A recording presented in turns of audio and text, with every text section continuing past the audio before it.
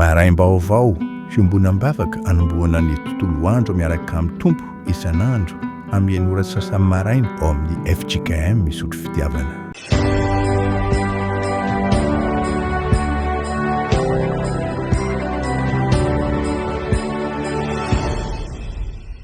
Rehetra tonga soa indray ato anatin'izao talata 5 Mey izao riavana ary manonona trany ny famindram-po sy ny fahasoavana avy amin'Andriamanitra Ray sy Jesosy Tompontsika. Fiarahamandinika soratra masina no fotoanantsika anio ny salamo fa 7:10 manomboka eo amin'ny andininy fa 5:20 hatramin'ny fa 2:30 no iarahantsika. Salamo fa 7:10 5:20 2:30 aoka hitsangana ho amin'ny fiderana isika.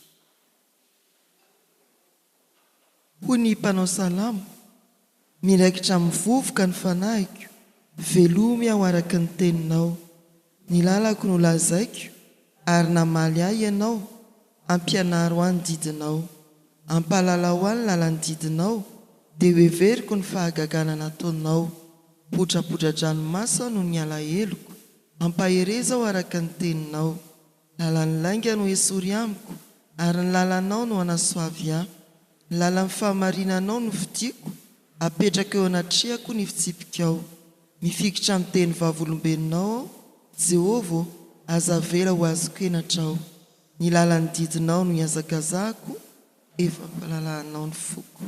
Amen. Tompo misaotra anao izahay fa nintinao indray amin'izao fotoana sarobidy izao ary apetraka ao manoloana ny voninahitrao sy ny herinao. Mifanatrika amin'izany indrindra izahay ankehitriny ary miariary ny mahampanotanay. Koa mandohalika mety atratra mangay ao anatinay izahay satria menatra no ny fahotana vitanay. Eto no angatahanay hitalaonay ny famelan-keloka avy aminao amin'ny alalan'i Jesosy Kristy, efa nandatsaka ny rano teo amin'ny hazo fijaliana ho fanadiovana anay. Ary toa feno fahatokiana be izahay, andray ny fiadalam-po avy aminao satria navelanao ny elokay. Fa eto koa no iombonanay indray manoloana ny soratra masina, handinika izahay, hianatra izahay, andalina izahay. Miasa ao anatinay amin'ny alalan'ny fanahinao, ka tsy hijanonao fahalalana ihany izay fiarahanay mandinika eto, fa tena ho tonga amin'ny fiainana ka ho zarainay amin'ny manodidina anay. Mitenena ry Tompo fa miaino ny mpanomponao amin'ny anaran'i Jesosy. Amen. Filazantsara araka ny Matthieu 2:20 andininy 7:20 hatramin'ny 1:20. Matthieu 2:20 andininy 7:20 hatramin'ny 1:20. Amin'ny anaran'ny Tompo, indro ny mpanompoko izay nofidiko, ny malalako izay sitraky ny foko indrindra. Hapetraka ao aminy fanahiko ary hitory ny rariny amin'ny jentilisa izy. Tsy hifanditra na hiantso mafy izy ary tsy hisy andreny feony any an-dalana. Tsy ho tapahiny volo taratorotoro ary tsy ho vonony ny lanjiro manetony. Ambara-pamoaka ny rariny ho mpandresy ary ny anarany no hitokin'ny jentilisa. Amen. Ray masino, manamasina anay amin'ny fahamarinana, ny teninao no fahamarinana. Amen. Mbola hivavaka isika. Tompo omeo anay ny fanahy masina hiasa ary aoka ho takatra indray ny sitraponao mba hitombonay amin'ny finoana mandritra izao fiarahamandinika soratra masina izao. Amin'ny anaran'i Jesosy. Amen.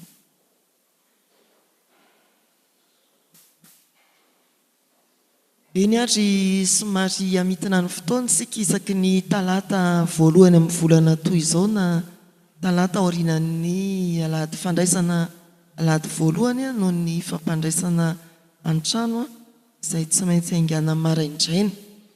Dia tsy hisy ilay fandraisana anjarantsika amin'ny fahalalana ankapobeny ny filazantsaraka amin'ny Matthieu anio sy amin'izay boky mbola andalo eo rehefa talata aorinan'ny alahady voalohany. Averina hoe noho ny antony tsy maintsy hiaingana maraina amin'ny fampandraisana an-trano.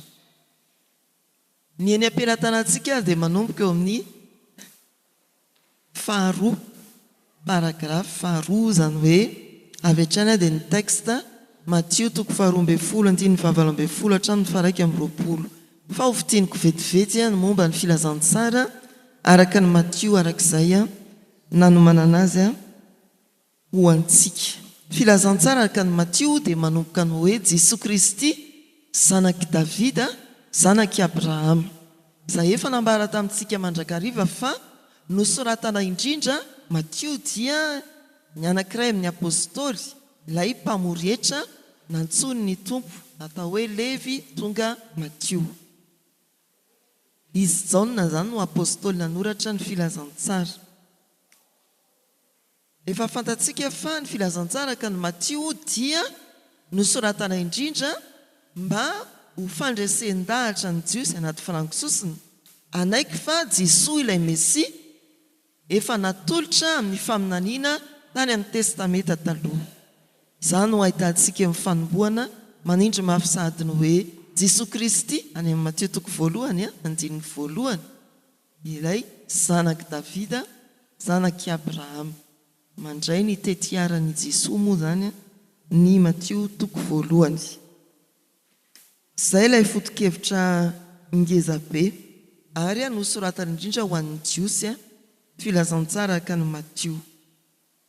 Arak'izay hitantsika eto amin'ny anjara mofinainantsika dia Matthieu sy arak'izany foto-kevitra iompana ny filazantsara zany dia i Matthieu no mampiasa be indrindra ny testameta taloha entiny manambara ny amin'ny Jesosy Kristy, ka lazaina amin'izany no hoe araka ny faminaniana tany aloha eritrereto hoe ny miverina manoloana antsika dia ny Isaia izay 700 taona mahery talohan'ny Kristy.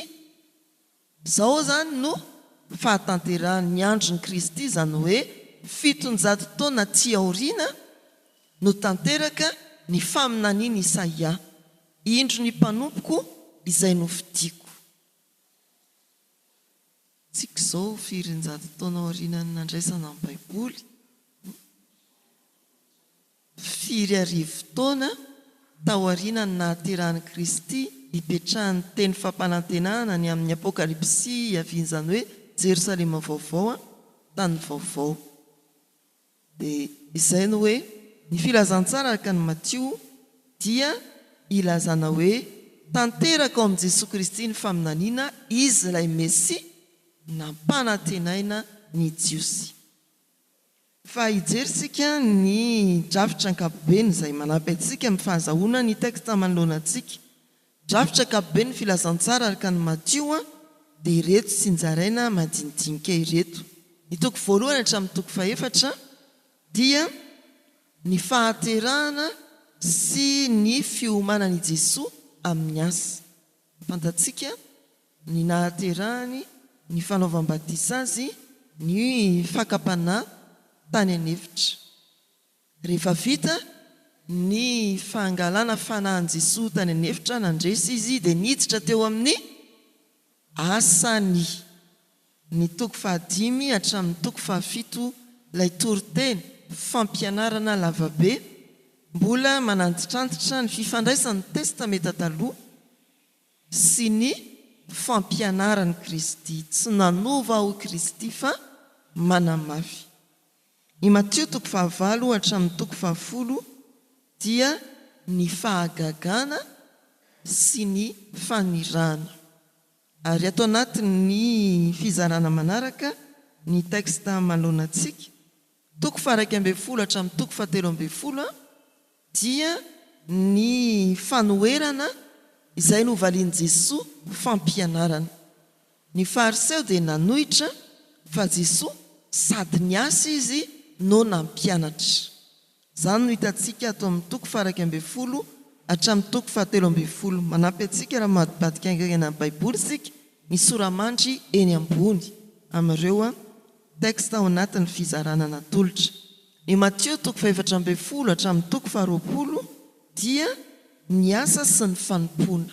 Ny 1:20 hatramin'ny 7:20 dia ny tantaran'ny herinandro masina. Ilay herinandro farany mangidy indrindra ny lalan'ny azo fijaliana ary ny 7 moa dia ny fitsanganan'i Jesosy tamin'ny maty sy ny iraka fototra ampombainy ny mpianatra sy ny fiangonana mandraka ankehitriny. Fitsanganan'i Jesosy tamin'ny maty sy ny iraka fototra ho an'ny mpianatra sy ny fiangonana mandraka ankehitriny. Araka izany ny anjara mofinainantsika dia ao anatin'ny fizarana milaza ny fanombohan'ny fanoherana nataon'ny fariseo sy ireo sekta samihafa ary ny nasetrin'i Jesosy an'izany. Ny toko 12 mihamana akaiky ny teksta isika. Toko 12 dia manomboka eo amin'ny fanamariana nataon'ny fariseo ny amin'ny mpianatra ny ody salohim-bary tamin'ny sabata. Dia mampianatra Jesosy hoe tamin'ny andron'i Davida aza dia naka ny mofo aseho tao amin'ny alitara ny olona. Dia maninona moa? Dia hoy izy hoe ny zanak'olona tompon'ny sabata. Sady mampianatra izy no miasa. Manaraka eo raha vakitsika ny soramandry. Ity teksta ity dia ao anatin'ilay fanasitranana ny lehilahy maty tanana. Dia mbola manamarika indray ny fariseo ina ihany nataony rangaty. Dia hoy izy hoe ka ny jiosy ary hoy izy raha mahita ondry latsaka any anaty lavadrano dia mandray azy n'andro sabata. Tsy mendrika ve nitondrana famonjena ho an'ny olona andro sabata. Dia mandimby azy eo ny fanasitranan'i Jesosy ilay demoniaka. Mbola manao fanamariana fanoherana ihany ny fariseo hatrany fifofona ny ainy i Jesosy. Dia mbola mampianatra ary ambaran'ny soratra masina hoe mbola nanasitrana ihany i Jesosy. Ao anatin'ny toko 12 hatramin'ny toko 17 dia voamarika ny hoe rehefa nanohitra ny fariseo Jesosy kosa tsy hoe nijanona izy fa sady niasa no nampianatra izy. Zany dia fianarana ao antsika mety hoe tompona andraikitra any amin'ny sehatra misy anao ianao, misy fanoherana, misy fandripandrika, dia izao ihany miasa dia mampianara. Ary hitantsika eto averiny Jesosy amin'ny soratra masina ny jiosy. Izay no anisan'ny fototra ny fampianarana. Verena any amin'ny soratra masina ny jiosy voalaza fa indro ny mpanompoko izay novidiako napetraka ao amin'ny fanaiko. Averena amin'ny soratra masina. Izany koa ho antsika rehefa misy mety hoe fanenjehana miatra amintsika, izay hoe any amin'ny sehatra misy antsika any, ampatsiahivo ny fahamarinana, ny rariny. Ny fahamarinana araka ny asa izay andreketanao. Inona ny fandaminana mikasika an'io asa io? Ara-panjakana ao amin'ny orinasa izay misy anao. Izao ny fandaminana eto hoe izany ny mahatonga anao an'izao. Dia izay ny ampaherezana antsika. Tady ity Jesosy nanenjehana aza dia sady nampianatra izy no ny asa fa tsy hoe sa metra-pialana. Aleo Andriamanitra iverany an-danitra fa ejana be ny ataony reto fariseo reto. Fa nandroso hatrany izy ary nantanteraka izay nampanirahana azy. Dia eo amin'ny teksta amin'izay ary sika izao. Tantara manodidina ny teksta raha nilazaina tamintsika teo fa natao manokana ny hoe inona ary ilay hoe volotara torotoro sy lahin-jiro malefaka. Andininy 20.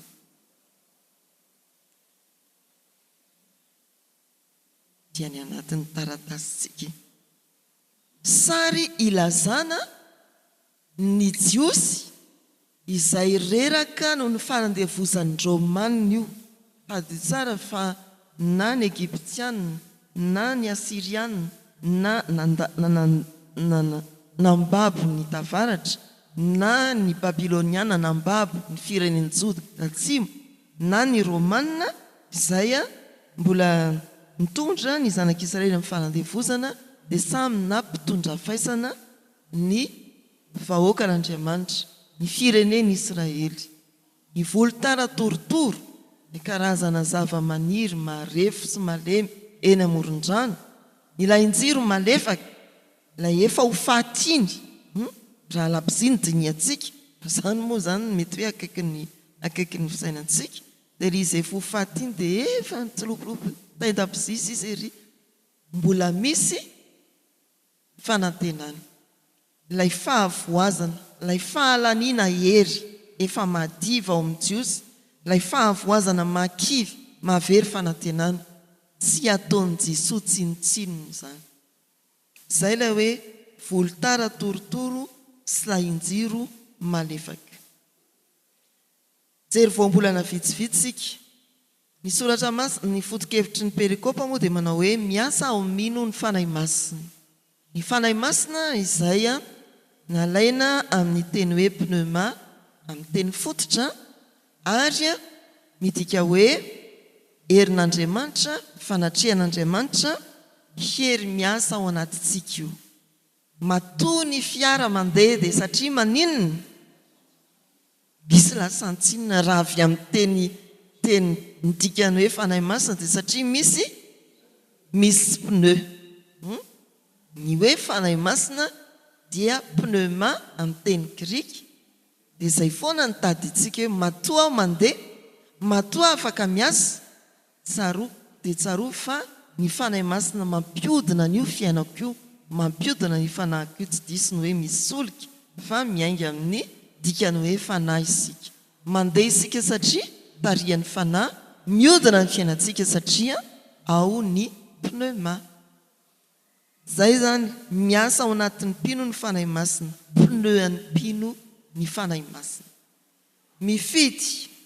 ny hoe mifidy indro ny mpanompoka izay nofidiko dia milaza ny fanendren'Andriamanitra sy ny fanirahan'Andriamanitra ny olona voafidy dia manana ndraikitra manokana amin'izay ny fidianana azy tsy hoe notendrena fahatany izy fa tena nisy fifidiana atao iza raha Davida ohatra dia efa farafidy rivitsy hoe zany Davida zany any ampiandrasan'ondry izy no alainy dia izay ho an'i Jesosy moa zany dia raha atao amin'ny faminaniana Jesosy no atao hoe indro ny mpanompoka izay nofidiko ny Isaia 7 hatrany amin'ny 7:20 dia toko milaza fanantenana ho an'ny babo manomboka ny hoe ampionony ny olokody Jehova Andriamanitrareo laza ho amin'ny favita ny adiny voavela ny elony efa nandray indroa eny tamin'ny tanan'i Jehova izy ho valy ny fahotana rehetra nataony ireo toko ireo zany dia tena fanomezana fanantenana ho an'ny voa ary tafiditra ao anatiny io izay tsy ahivon'i Jesosy milaza ny amin'ny mampanompon'Andriamanitra azy mpanompo no fidian'Andriamanitra azy manana andraikitra voafaritra atao izy inona ilay izy tsy fanditrana iantsomafy izy ary tsy isy andreny feony any an-dalana tsy ho tapahany volotara torotoro tsy ho vonoany lahinjiro manetona mba ara-pamoaka ny rariny ho mpandresa ary ny anarany ny tokin'ny jentilisa nifidy ny tompo nifidy Andriamanitra ary nametraka an'i Jesosy ilay mpanompo voafidiny izy anatanteraka iraka masina hiasa amin'ny fahalemem-panahy hitantsika any amin'ny 7 loha hevitra zany hiasa tsy hanao tsinotsinona ny marefo sy ny malemy hiasa hanome fanantenana izay le hoe eo amin'ny farany hoe ary ny anarano itokin'ny jentilisa antenaina koa ny dikan'io zany hoe raha hoe itokina moa zany dia mety hoe ny ankehitriny ihany fa sady antenaina izy no itokina ny amin'ny hoavy rehetra zany dia azo antoka ao amin'ity mpanompo no fidian'Andriamanitra nametrahany fanahiny ity dahoary sika ejery ny foto-kevitra anankitelo atao anatin'ny anjara mofinainantsika miasa ao mino ny fanahy masina ny fanahy masina dia mampiasa olona malemy manao zava-dehibe ny malemy i Jesosy Kristy tsy tapahany io tsy vonony ny lahinjiro manentona amin'ny dika teny hafa dia hoe malefaka fa ny eto zany dia hoe manento na efa maninona sisa efa tena setroka sisa le lapozia tena hoe raha ohatra zany ka atodika amintsika indray a dia raha miasa ny fanahy masina na dia efa mitsilopolopy aza efa tena hoe ho faty ny fanoloran-tenanao rehefa manaiky hiasan'ny fanahy masina sika dia velona indray zany fanoloran-tena zany raha dia efa mitsilopolopy aza ny fiangonana reraka tahaka ny jiosy vizaky ny fanandevozan'ny romanina dia mbola azo antenaina mbola hiroborobo indray mbola hiasa indray aneo ny voninahitra Andriamanitra indray fa amin'ny lafiny Jesosy Kristy manoloana ny malemy mbola azo ny ataony manarina ny vo mampahery ny vo eto ny foto-kevitra atao hoe miasa ao ampino ny fanahy masina na malemy azy ianao manantena fa mbola afaka hiasa indray fanahy masina ka hampahery anao raha reraka ianao raha toka marefurefo ianao toy ny volotara torotoro dia miasa ny fanahy masina hanatanjaka hampijoro anao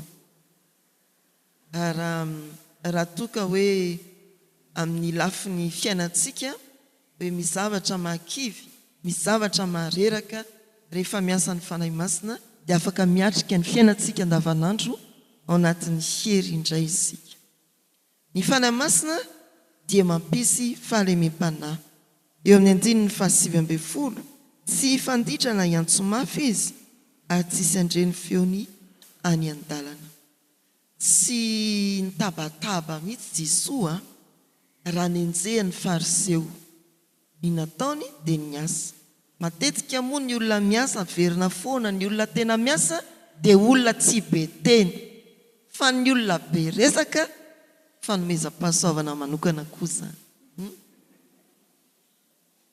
afa izy miresaka io ary tsara hoe misy accent za tsisy tsy maninona fa zarazara ina samihafa ny fanomezam-pahasoavana ny sasany mba miteny ny sasany miasa fanamariana fotsiny zany hoe eo amin'ny tontolo misy atsika jereo zany ty olona ty dia tena be resaka fa arao fa vitsy ny asany ny olona tsy be teny a dia miasa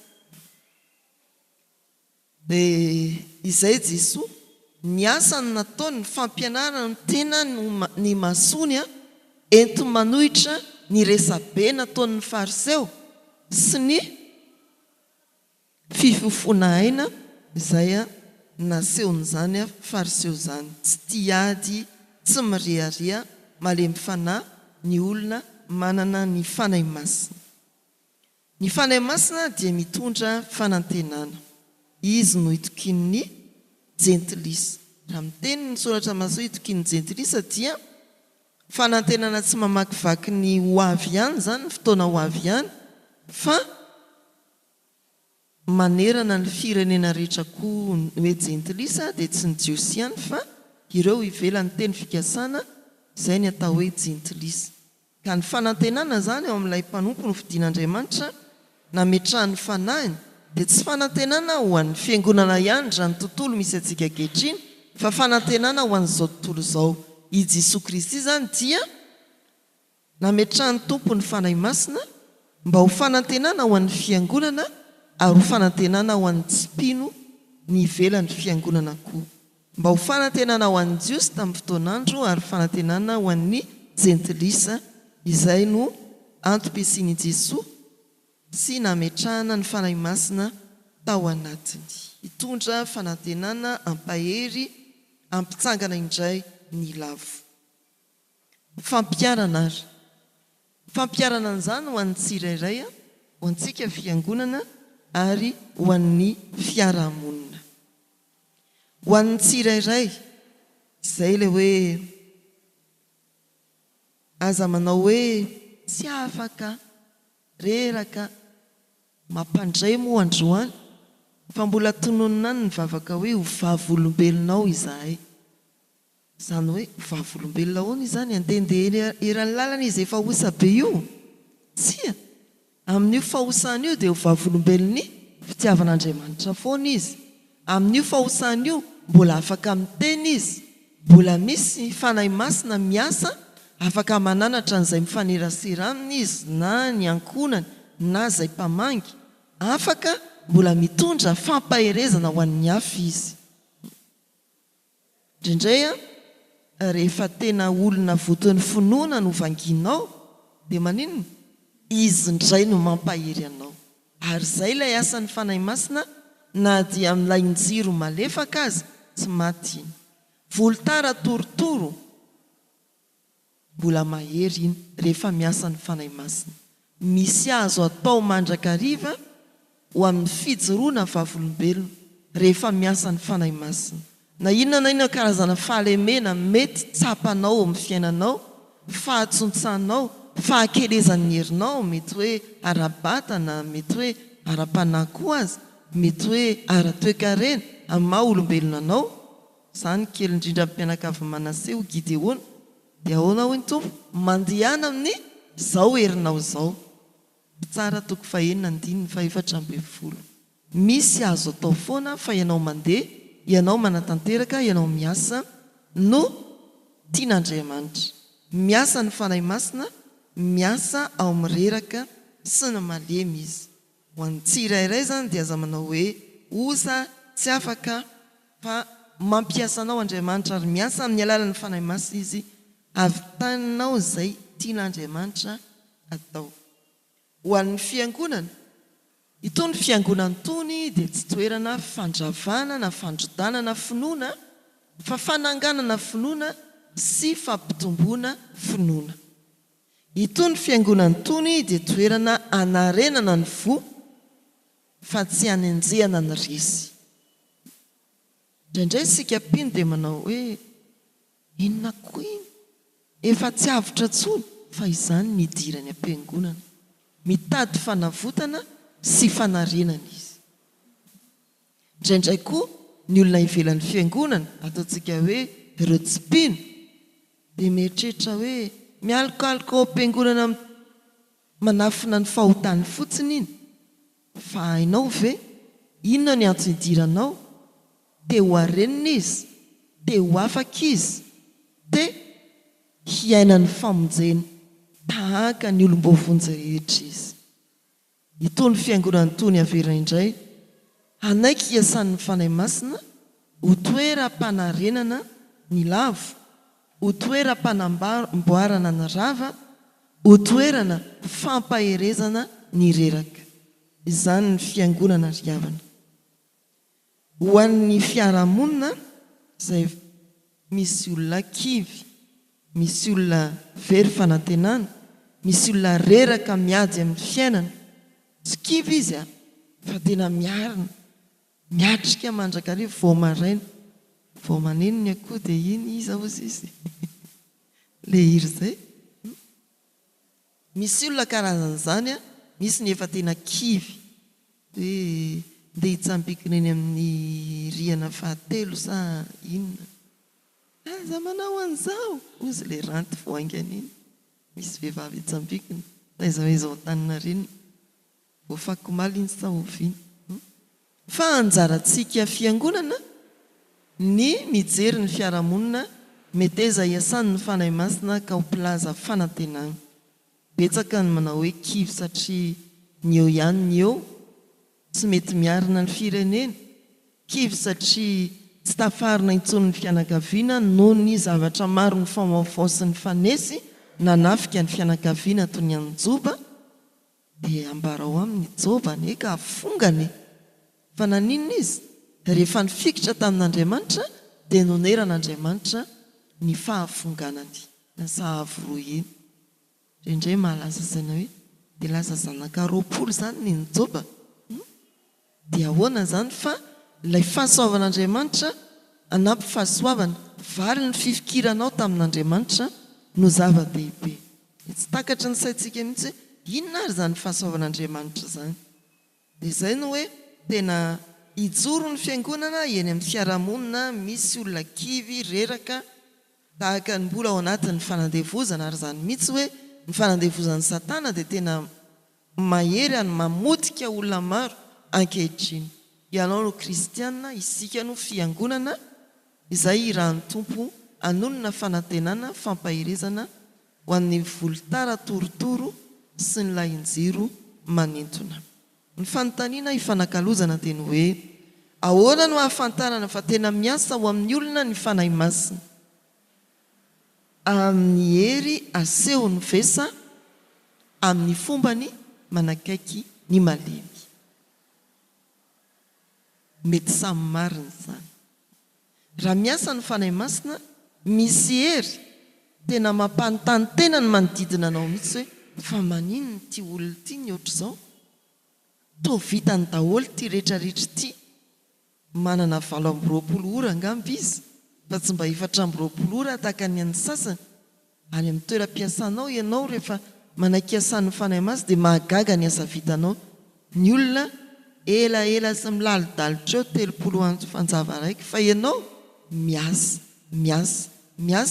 ohatry n'Andriamanitra ao amin'ny Genesis 1 miasa makamin'ny fahatsarana indrindra.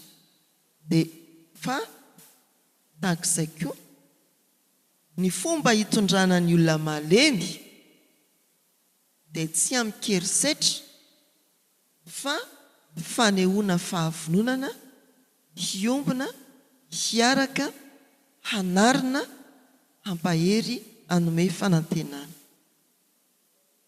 Miasa ao anatintsika izany ny fanahy masina, manoloananao ny ankonanao, eritreretriny hoe fa tsy hita-panafana intsony ty olona ty, fa izao rehefa miasa ny fanahy masina omen'ny tompo ny fahendrena ary mangataha fahendrena hoe ahoana ny mba hatanterahany hoe tsy hifanditra na hiantso-mafy izy, ahoana ny anehoko ny asako ho fanarenana ny ty ankonako ty, ho fanarenana ny ty zanako ty, ho fanarenana ny ty vady nomenao ahy ty. Ahoana miasa tompo tahaka ny asanao tao amin'i Jesosy Kristy. Dia misy fanantenana foana amin'izay mila fanarenana, mitoto-saina amin'ny fahalemem-pananjana. Andramo indrindray mantsy raha vao mitranga ny fahadisoana taona dia inona ny tonga dia miseho amin'ny maha-olombelona,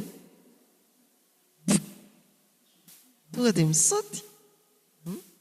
Fa andramo no hoe miaina ao anatin'ny fahalemem-panahy. Fa ino ny tiana nataonao e? Fa izy zao namaky an'ilay vilia tao, tsy miandry fanazavana fa maninona mivakina vilia io? Ianao ty tsy misy toeny, tsy miandry valiny hoe fa maninona, sady ilay fanontaniana efa mahery vai. Fa rehefa miasa ny fanahy masina, angataony ahoana ny fomba hanarenana fa tsy handetehana, tsy manendry dresy fa manarina sy mampijoro mba hampiazakazaka indray. Ahatonga n'ilay olona mitanjony Kristy dia ny fiadanana, ny famonjena, ny fiainana mandrakizay. Mena fitenenana kely lanto ohatrana nangatanana ianao. Ay, izy roa, ka izay ny tena izy roa. Ny fehiny ariavana Jesosy no mpanompon'Andriamanitra feno ny fanahy masina dia tsy mba manapotika ny osy izy manome fanantenana nefa mitsilopilopy amin'ny fanantenana ary afaka mbola manarina sy manampy antsika mandrakariva. Isika no solo-tenan'i Jesosy ety anivon'izao tontolo izao, maneke hiasan'ny fanahy masina mba mbola hahajoro hatrany ianao raha ny hevitra ny tenana ho reraka, ampijoro ny reraka koa ianao ary hanome fanantenana ho mpanarina ny lavo fa tsy ho mpanenjika azy ireny. Ho an'Andriamanitra ny voninahitra. Amen. Aorian'ny vavaka dia nira 920 no ataontsika andininy 7 tsy andeha irery raha miaraka aminao. 920 andininy 7 hivavaka isika. Misaotra Tompo noho ny asan'ny fanahinao masina atao amin'ny fiangonanao, na hafanaina indray ny hevitry ny soratra masina ho fiainanay. Mety mahatsiaro reraka tokoa izahay satria betsaka ny hazakazaka atao amin'ny fiainana, manodidina anay ny fakapana maro, mila tsy ho resinay ireny. Nefa misaotra fa sy vononao ny lahinjiro malefaka. mbola mamangy anay amin'ny alalan'ny fanahy masina ianao mampahery ary mampijoro anay na mety mila ilofika azy izahay toy ny volodara torotoro eny amoron-drano. Misaotra anao Andriamanitra fa irahanao koa ny fiangonana ny kristianina tsirairay mba hampahery ny reraka anome fanantenana ny kivy. Engane ny fanahy masina hiasa ao anatinay ahifanay ny iraka ampanaovinao tahaka izay nampanaovinao any Kristy koa. Misaotra anao zahay fa eo amin'izay fiainana mety mahakivy ny fiarahamonina dia ajoronao mba hiasa ampianatra ampatia ny herinao. Ankehitriny tononay aminao ny fiainanay manokana, mbola iorenanay tsara amin'ny finoana ary mbola hiasanao anatinay amin'ny fahasoavanao vokatra ny fanahy masina. Ataovy mahafantatra tsara ny antom-pisianay eo amin'ny ankonanay izahay, eo amin'ny fiarahamonina misy anay, aty amin'ny fiangonana ary any amin'ny toeram-piasana sy ny fanaonay andavanandro, ny sehatra nametrahanao anay andavanandro. Ataovy miavaka izay satria miasa ao anatinay ny fanahinao masina. Tsinjovo ny fahasalamanay Andriamanitra, eo hery mandrakariva izay mpanomponao mba hiasa ao anatin'ny fahasalamana ny fahavitriana tanteraka. Vatana tomady no misy ny saina matsilo, tongotra aman-tanana mavitrika. Apetraka eo am-pelatananao Tompo ny firenenay, ny ankonanay, ny fiangonanao. Ireo mpanomponao Andriamanitra izay milofo ao anatin'ny mety ho fanenjehana na zavatsarotra manerana ny tany Tompo, ampaherezy izy ireny ho tahaka an'i Jesoa, mamerina ny olona misoratra masina ary miasa manome fanantenana sy manarina. Tononay aminao ity fitandremana misy anay ity, ny zanany ampielezana. Ianao Tompo ane no ampahery ny tsirairay, manomboka amin'ny kely indrindra ka hatramin'ny zokiolona indrindra. Anaizanaiza misy ny zanaky ny fiangonanao, ianao anakaiky azy ireny satria sady Andriamanitra ny akaiky ianao ho Andriamanitra ny lavitra koa. Fehezinay ny vavakay amin'ny ampianarin'i Jesoa manao hoe: Rainay izay ny an-danitra, ho amasinina ane ny anaranao, ho tonga ane ny fanjakanao, atao ane ny sitraponao ety an-tany ho tahaka ny an-danitra. Meo anay an'io ny anina sahaza ao anay, ary mamelany elokay tahaka ny namelanay izay meloka taminay. Aza mitondra anay amin'ny fakapanahy, manafahanay amin'ny ratsy, anao ny fanjakana sy ny hery ary ny voninahitra mandrakizay. Amen. Raisoa ny jodrano izay tonona sy atolotra amin'ny anaran'ny Tompo, ny fahasoavan'i Jesoa, ny fitiavan'Andriamanitra Ray, ny firaisana amin'ny fanahy masina, ho aminareo rehetra sy ny fiangonana manontolo hatramin'izao sy ho mandrakizay. Amen.